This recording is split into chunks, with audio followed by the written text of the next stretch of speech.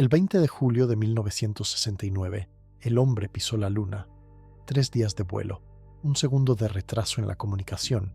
Si algo sale mal, la Tierra está ahí fuera. Desde entonces ha pasado más de medio siglo. Hemos construido estaciones orbitales, hemos enviado drones a Marte, hemos fotografiado agujeros negros, pero ningún ser humano ha abandonado nunca los alrededores de la Tierra. Marte nos espera. Lleva esperando 50 años. Y todavía no somos capaces de dar ese paso, no porque no queramos, sino porque no sabemos cómo volver con vida. Cuando Neil Armstrong dejó la primera huella en el polvo lunar, los ingenieros de la NASA ya estaban trazando rutas hacia Marte. Era el año 1970, la euforia de la victoria. Parecía que el planeta rojo era una cuestión para la próxima década, como mucho 2.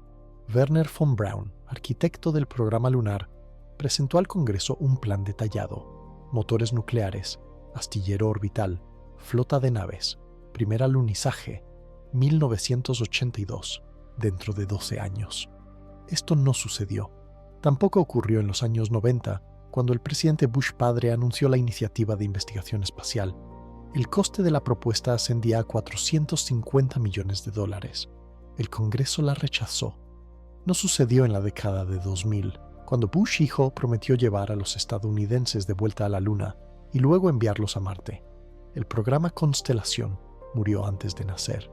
No sucedió en 2010, cuando Barack Obama calificó la mitad de la década de los 30 como un nuevo horizonte. Nos estamos acercando a ese plazo. El horizonte sigue estando lejos. Cada generación recibió una promesa. Cada generación vio cómo la promesa se desvanecía en debates presupuestarios, informes técnicos y una silenciosa confesión: no estamos preparados. Pero no se trata de los políticos, ni del dinero, ni de la falta de voluntad. Es una cuestión de distancia. La Luna es nuestro vecino más cercano, 384.000 kilómetros. La luz recorre esta distancia en 0.3 de segundo. Los astronautas del Apolo podían comunicarse con Houston casi en tiempo real. Si algo salía mal, como ocurrió con el Apolo 13, la Tierra estaba cerca. 3 días de viaje de regreso a casa. Marte es otra matemática, otra física, otra realidad. La distancia media es de 225 millones de kilómetros. No es un error tipográfico. 225 millones. Dependiendo de la posición de los planetas en sus órbitas, la cifra oscila entre 55 millones y 400 millones de kilómetros. Traduzcámoslo a unidades comprensibles. Si pudieras conducir un coche a una velocidad de 100 km por hora sin parar, el viaje a la Luna te llevaría unos 160 días. El viaje a Marte, 257 años. La luz, el fenómeno más rápido del universo, tarda entre 3 y 22 minutos en llegar a Marte. Las señales de radio viajan a la misma velocidad. Esto significa que si un astronauta en una nave marciana dice: «Houston, tenemos un problema», la respuesta tardará 44 minutos en llegar, en el mejor de los casos. 6 minutos de silencio cuando se quema el cableado. 20 minutos de silencio cuando la despresurización consume el aire. 40 minutos de silencio cuando alguien de la tripulación deja de respirar. La Tierra no podrá ayudar. La Tierra ni siquiera podrá enterarse a tiempo. Y esto es solo el principio. La distancia a Marte no es solo una cifra en un libro de astronomía. Es una sentencia dictada por las leyes de la física. Y esta sentencia tiene varios artículos. Artículo primero. Tiempo. Los cohetes modernos propulsados por combustible químico pueden llevar una nave a Marte en 6 a 9 meses. No es un paseo de fin de semana. Es un periodo comparable al de un embarazo. Solo que, en lugar de una nueva vida al final del viaje, lo que hay es una tripulación encerrada en una cápsula metálica en medio de la vacuidad absoluta. Pero llegar allí es solo la mitad del trabajo. Marte y la Tierra se mueven por sus órbitas a diferentes velocidades. Para volver a casa por una trayectoria energéticamente eficiente, los astronautas tendrán que esperar 500 días, casi 1 año y medio en la superficie de un planeta extraño antes de que se abra la ventana para el regreso. Luego, otros 6 o 9 meses de viaje de vuelta. La duración total de la misión fue de unos 900 días, 2 años y medio lejos de la Tierra. A modo de comparación, el vuelo espacial ininterrumpido más largo realizado por un ser humano fue de 437 días. El récord de Valery Polyakov en la estación Mir, e incluso entonces la Tierra estaba a 400 kilómetros por debajo de sus pies. no a 200 millones. Artículo 2. Radiación. En la Tierra vivimos en el fondo del océano aéreo, bajo la cúpula del campo magnético. Estos dos escudos detienen casi todo lo que el universo nos envía. No pensamos en ello, al igual que los peces no piensan en el agua. Pero basta con subir un poco más y la protección desaparece. La Estación Espacial Internacional vuela a una altura de 400 kilómetros. Incluso allí, los astronautas reciben una dosis de radiación 200 o 300 veces superior a la norma terrestre. En 6 meses en la ISS, una persona acumula alrededor de 80 milisieverts. Esto es aceptable. Se tiene en cuenta en los cálculos. Marte es otra historia. Más allá de la magnetosfera terrestre comienza el territorio de los rayos cósmicos galácticos. No se trata de una radiación habitual. Son núcleos de elementos pesados, hierro, titanio, silicio, impulsados por explosiones de supernovas a velocidades cercanas a la de la luz. Viajan por el espacio durante millones de años y, cuando uno de estos iones atraviesa una célula viva, deja tras de sí una estela de destrucción. Los rayos X normales dañan el ADN en un solo punto. Por lo general, la célula es capaz de repararlo. Los iones pesados destruyen fragmentos del código genético a lo largo de toda la molécula. Estos daños se denominan clústeres. La célula no sabe cómo repararlos. O bien muere o bien muta. Durante el vuelo a Marte y el regreso, el astronauta recibirá entre 1000 y 1200 milisieverts. Esto duplica el límite actual permitido por la NASA para toda una carrera. 600 milisieverts es el límite máximo. Después de eso, el cosmonauta es retirado de la actividad espacial para siempre. Un vuelo a Marte y habrás agotado el límite 2 veces. ¿Es posible protegerse? En teoría sí. En la práctica, casi nunca. Las paredes de aluminio de la nave, iguales a las de la ISS, no solo no detienen los iones pesados, sino que empeoran la situación. Al chocar con el metal, la partícula genera una lluvia de radiación secundaria. Neutrones, protones, fragmentos de núcleos, todo ello se dispersa por el interior de la nave. Para bloquear eficazmente los rayos galácticos, se necesitarían varios metros de agua o polímeros especiales. El peso de un escudo de este tipo haría que la nave fuera imposible de elevar para cualquier cohete existente. Hay ideas con blindaje magnético activo, un campo artificial alrededor de la nave, como el de la Tierra, pero esta tecnología solo existe sobre el papel y en los laboratorios. Mientras volamos hacia Marte en cohetes químicos, volamos desnudos. Artículo 3. El cuerpo. El cuerpo humano es el resultado de 4.000 millones de años de evolución en un planeta con una gravedad determinada. Cada hueso, cada vaso sanguíneo, cada órgano está diseñado para funcionar en condiciones de gravedad terrestre. Si eliminamos la gravedad, el sistema comienza a fallar. Huesos. En condiciones de ingravidez, el esqueleto no necesita soportar el peso corporal. El cerebro recibe una señal. Ya no se necesita tanto calcio. Comienza la reabsorción. Los huesos se disuelven literalmente desde dentro. La velocidad de pérdida es de entre un 1 y un 1,5% de la masa al mes. En 9 meses de vuelo, un astronauta puede perder hasta un 15% del tejido óseo de las extremidades inferiores. Este es el nivel de osteoporosis grave. Una fractura por un movimiento torpe se convierte en una amenaza real. Los músculos se deterioran aún más rápido. Los músculos posturales, los que nos mantienen erguidos, son los que más sufren. En la Tierra trabajan cada segundo que estamos despiertos. En la ingravidez no tienen nada que hacer. La atrofia comienza en los primeros días del vuelo. Los astronautas de la ISS entrenan 2 horas al día para ralentizar el deterioro físico. Ralentizar, no detener. Pero todo esto son datos secos extraídos de informes médicos. Trasladémoslos a la realidad. Imaginemos lo que le ocurre a una persona día tras día, mes tras mes, en su viaje a Marte. Primera semana. El organismo aún no comprende lo que ha sucedido. El líquido que en la Tierra se acumula en las piernas debido a la gravedad comienza a redistribuirse. Se eleva hacia la cabeza. La cara se hincha. Aparece una sensación de resfriado constante, congestión nasal, presión en las sienes. Los astronautas lo llaman cara lunar. Primer mes. El aparato vestibular se vuelve loco. En la Tierra utiliza la gravedad como punto de referencia. Aquí no hay ningún punto de referencia. Náuseas, mareos, desorientación. En algunos casos estos síntomas desaparecen en una semana. En otros se prolongan durante meses. Tercer mes. Los huesos comenzaron a perder masa desde los primeros días, pero ahora el proceso se vuelve medible. Los análisis muestran un aumento del calcio en sangre. El esqueleto está liberando minerales. Los riñones trabajan horas extras para eliminar el exceso. El riesgo de cálculos renales aumenta. Un estudio de 2024 de la University College London afirmó directamente que la exposición prolongada a la radiación espacial y la microgravedad crea graves riesgos para los riñones. Cuanto más largo es el vuelo, mayor es la probabilidad de fallo. Cuarto mes. La vista comienza a cambiar. Se trata del síndrome SANS, una patología neuroocular espacial. El líquido acumulado en la cabeza ejerce presión sobre los globos oculares y los nervios ópticos.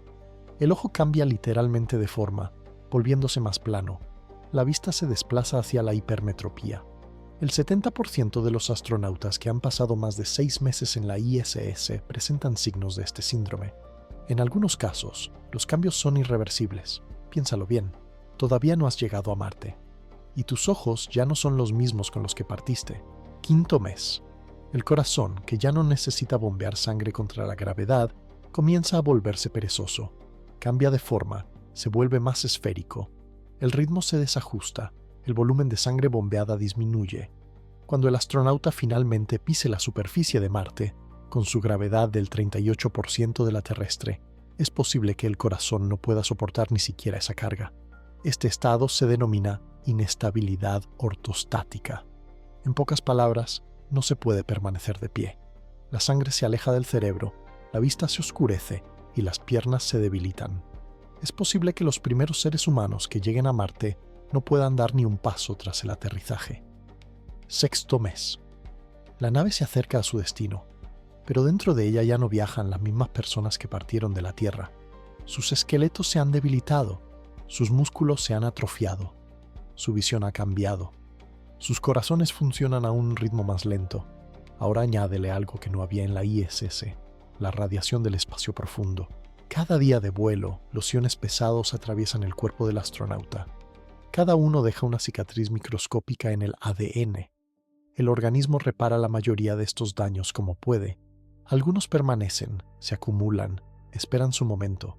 Los cosmonautas de la ISS a veces ven destellos incluso con los ojos cerrados. Son trazos blancos en el borde del campo visual. Se trata de partículas pesadas que atraviesan la retina y estimulan los nervios ópticos. Es bonito y aterrador. Cada destello es un ion que atraviesa el cerebro. Los estudios en animales han demostrado que la exposición crónica a iones pesados daña las conexiones neuronales. La memoria se deteriora, la velocidad de reacción disminuye. La capacidad de tomar decisiones en situaciones estresantes, precisamente lo que más se necesita en un accidente, se reduce. Enviamos a Marte a los mejores entre los mejores, y el vuelo en sí mismo los debilita. No es una teoría, no es una historia de terror, es la física y la biología trabajando en nuestra contra. El cuerpo es solo una parte de la ecuación, también está la mente. En el año 2010, 6 voluntarios entraron en un complejo hermético en el Instituto de Problemas Médico-Biológicos de Moscú. No volaron a ningún sitio. Simplemente cerraron la puerta tras de sí y no la abrieron durante 520 días. El experimento se llamaba Mars 500, la simulación de vuelo interplanetario más larga de la historia. 3 rusos, un francés, un italiano y un chino. Un espacio cerrado, recursos limitados, retraso artificial en la comunicación con el centro de control, hasta 25 minutos en cada sentido. Todo era como en un vuelo real, excepto por una cosa: detrás de la pared estaba Moscú. En caso de una catástrofe real, incendio, despresurización, crisis médica, se podía abrir la puerta. No hay puertas en el camino a Marte. Los resultados del experimento se publicaron en revistas científicas. 4 de los 6 participantes experimentaron graves trastornos del sueño. Uno de los miembros de la tripulación pasó la mayor parte de la misión en un estado de falta de sueño crónica, lo que afectó a sus funciones cognitivas. Los investigadores registraron las etapas de la adaptación psicológica: estabilidad al principio, desorganización en el medio e intentos de reorganización hacia el final. Pero lo más preocupante era otra cosa. A medida que aumentaba el retraso en las comunicaciones, la tripulación se volvía cada vez más autónoma y más cerrada. compartían menos sus problemas con la Tierra, seguían menos las recomendaciones. Poco a poco se fue formando un aislamiento psicológico no solo del mundo exterior, sino también de aquellos que intentaban ayudarles. En lenguaje psicológico, esto se denomina autonomización de la tripulación. En lenguaje común, el equipo deja de escuchar a Houston. Ahora imagínate esto en un vuelo real. La Tierra no está detrás de una pared. La Tierra está a 200 millones de kilómetros y se convierte en un punto. Hay un fenómeno del que los astronautas hablan con reticencia. Se llama efecto de visión general, Overview Effect. Quienes han visto la Tierra desde el espacio describen una experiencia transformadora. La conciencia de la fragilidad del planeta, la unidad de la humanidad, su lugar en el universo. Esto funciona mientras la Tierra ocupa todo el cielo detrás de la ventanilla. Azul, viva, cercana. Pero hay otra cara de la moneda. Los investigadores lo llaman fenómeno de desconexión de la Tierra, Earth Disconnect Phenomenon. Cuando nuestro planeta natal se convierte en un simple punto brillante entre miles de otras estrellas, algo cambia en nuestra psique. Angustia existencial. La sensación de que la conexión con el hogar no solo se ha debilitado, sino que se ha roto. Algunos expertos sugieren que esto puede provocar depresión, despersonalización y pérdida de motivación. Nadie en la historia ha experimentado esto realmente. Los astronautas del Apolo vieron la Tierra como algo pequeño, pero su misión duró días, no años. Las tripulaciones de la ISS la ven enorme cada 90 minutos. Los primeros marcianos serán pioneros no solo en el sentido geográfico. Serán conejillos de Indias en un experimento que no se puede llevar a cabo en la Tierra, y eso sin mencionar la técnica. El ser humano necesita aire, agua, comida, calor. En la ISS, todo esto lo suministran las naves de carga cada pocos meses. Si algo se estropea, se pueden enviar piezas de repuesto. No se puede enviar nada durante el viaje a Marte. Todo lo necesario para sobrevivir 2 años y medio debe estar a bordo desde el principio, o fabricarse in situ. Los sistemas modernos de soporte vital de la ISS recuperan alrededor del 90% del agua. Suena impresionante hasta que se calculan las pérdidas. Un 10% al mes en 30 meses de misión es una catástrofe. Para Marte se necesita una eficiencia cercana al 100%. Por ahora, esta tecnología aún no existe en forma acabada. La Agencia Espacial Europea está trabajando en el proyecto MELISA, un ecosistema cerrado con algas y bacterias capaz de convertir los residuos en oxígeno y alimentos. Sobre el papel, parece una idea elegante. En la práctica, aún faltan décadas para que esté listo. Hay avances. En 2021, el dispositivo MOXIE, instalado en el rover Perseverance, entró en funcionamiento en Marte. Por primera vez, obtuvo oxígeno de la atmósfera marciana al descomponer moléculas de dióxido de carbono, una prueba de concepto. Pero hay un abismo entre un pequeño experimento y una instalación industrial capaz de abastecer a la tripulación. Además, la tecnología se estropea. Es una ley del cosmos, confirmada por décadas de funcionamiento de la ISS. En la estación constantemente se estropea algo. Bombas, filtros, componentes electrónicos. La tripulación lo repara. La Tierra envía piezas de repuesto. En Marte no te envían repuestos. Los ingenieros de la NASA hablan de la necesidad de triplicar los sistemas críticos. 3 bombas en lugar de una. 3 unidades de purificación de aire. 3 conjuntos de componentes electrónicos. El peso de la nave aumenta. El coste aumenta. Y así llegamos a la última barrera, la más terrenal de todas: dinero. ¿Cuánto cuesta enviar a una persona a Marte? Las estimaciones varían entre 100 y 500 mil millones de dólares. La diferencia es enorme porque nadie lo ha calculado realmente. No se trata de un presupuesto, sino de una estimación aproximada. A modo de comparación, el programa Apolo costó alrededor de 25 mil millones en precios de los años 60. En términos actuales, eso equivaldría a unos 190 mil millones. Pero el Apolo supuso 6 alunizajes exitosos, y la Luna está 1000 veces más cerca que Marte. La Estación Espacial Internacional costó 150 mil millones de dólares. Se construyó durante 20 años y está en una órbita baja, a la que se puede llegar en 6 horas. Marte es como Apolo y la ISS juntos, en cuanto a lo complicado, los plazos y el precio. Quizás sea más caro que los 2 proyectos juntos. Ningún gobierno en la historia ha destinado tantos fondos a una sola misión espacial. Los ciclos políticos duran 4 años, 8 como máximo. El programa marciano requiere entre 20 y 30 años de desarrollo antes del primer lanzamiento. Cada nuevo presidente, cada nuevo Congreso, cada nueva crisis presupuestaria supone una amenaza. El programa Artemis, que tiene como objetivo llevar a los estadounidenses de vuelta a la Luna, se considera un campo de entrenamiento, una base lunar, una presencia a largo plazo, el desarrollo de tecnologías. La lógica es clara. Antes de saltar por encima de un precipicio, aprende a saltar por encima de un arroyo. Pero incluso Artemisa se está estancando. Los plazos se están retrasando. Los presupuestos se están disparando. Cada lanzamiento del cohete SLS cuesta alrededor de $4.000 millones y es de un solo uso. Hay esperanza en el sector privado. SpaceX está desarrollando Starship, un sistema totalmente reutilizable que, en teoría, podría reducir el coste del transporte de carga a la órbita en decenas de veces. Elon Musk habla de un billete a Marte por $100.000 en un futuro lejano. Los ingenieros se rascan la cabeza. La realidad, como siempre, está en algún punto intermedio.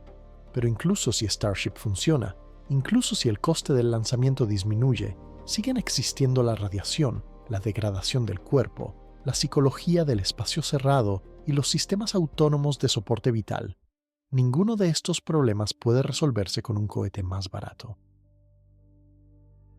Y así llegamos a la respuesta a la pregunta con la que comenzamos. ¿Por qué todavía no hemos volado a Marte?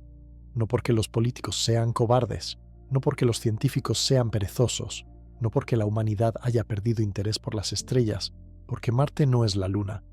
No es el siguiente peldaño de una escalera conocida. Es un salto al vacío cuyo fondo apenas empezamos a vislumbrar. Una distancia de 200 millones de kilómetros no es una cifra abstracta. Son 9 meses de vuelo, durante los cuales el cuerpo se desintegra, la mente se encierra en sí misma y la Tierra se convierte en un recuerdo. Son 1 año y medio en un planeta extraño, donde cada avería puede ser la última. Son otros 9 meses de vuelta, si se consigue despegar. No nos asustamos, calculamos. Y mientras la ecuación no cuadra. Pero hay algo importante que hay que entender. Cuando John Kennedy prometió en 1961 que se llegaría a la Luna antes de que acabara la década, no existía la tecnología necesaria para hacerlo. El cohete Saturno V aún no se había construido. El módulo lunar aún no se había diseñado. Los trajes espaciales para salir a la superficie aún no se habían cosido. No había nada, salvo el objetivo y la determinación. 8 años después, Armstrong dejó su huella en la Luna. Las tecnologías se crean cuando son necesarias. Las barreras caen cuando se empujan con suficiente fuerza. Todo lo que hoy consideramos obstáculos insuperables, la radiación, la fisiología, la psicología, el dinero, son retos, complejos pero solucionables. Quizás la solución sea un motor nuclear que reduciría el vuelo a 3 o 4 meses. Quizás sea la gravedad artificial en una nave giratoria. Quizás sea la terapia génica, que hace que las células sean resistentes a la radiación. Quizás sea algo que aún no podemos imaginar, como los ingenieros de los años 50 no podían imaginar los ordenadores modernos. No sabemos cuándo sucederá. Quizás en los años 30, quizás en los 40, quizás otra generación crecerá con promesas que no se cumplirán durante su vida. Pero un día aparecerá la huella de un zapato humano en la arena roja. No porque sea fácil, sino porque está en nuestra naturaleza. Salimos de África sin saber qué había más allá del horizonte. Cruzamos los océanos en cascarones de madera. Nos elevamos hacia el cielo en construcciones de tela y alambre. Cada vez alguien decía, es imposible, es una locura, es un suicidio. Cada vez alguien iba primero. El espacio no es hostil, es indiferente, no le importa si llegamos o no. Es nuestra elección, nuestra tarea, nuestra historia, y aún no está escrita.